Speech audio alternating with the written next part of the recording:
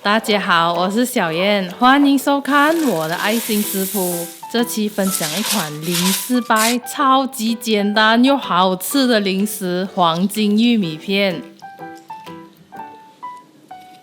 先将50克的南瓜子用干锅炒香，你要用杏仁片或quả鸡也是可以的。炒香后就装起来备用。接着将150克的黄油放进锅里。先开小火加热，让黄油融化。我用的是有盐的黄油，搭配蜂蜜味道会更丰富。黄油融化后再转大火加热，这样黄油的味道会更香。闻到浓郁的香气后就可以关火了。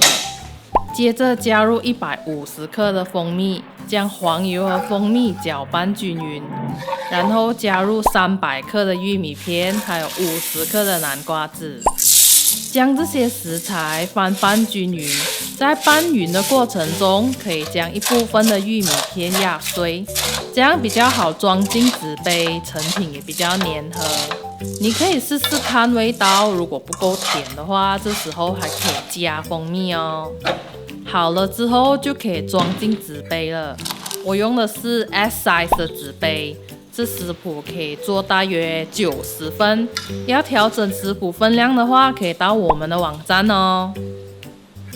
这个步骤比较花时间，看你家里有多少个帮手，叫他们一起来帮忙啊。装好后，再放上蔓越莓果干点缀和增添风味，大约是50克这样。放上去的果干要轻轻按压一下才能粘合哦。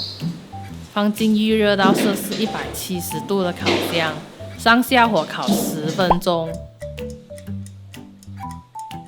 烤好之后拿出来晾凉，等完全凉透了，玉米片才会粘合，这时候才可以装进密封的罐子。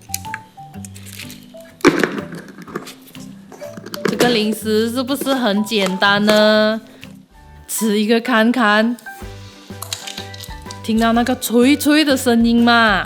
吃起来有很香的蜂蜜味和浓郁的黄油香，还有那带有酸甜的蔓越莓果干和香香的南瓜子，味道真的很丰富哦。好啦，这期的分享就到这里。喜欢我们的内容，请帮忙点个赞、订阅和分享给你的亲朋戚友哦。我们下个视频再见，拜拜。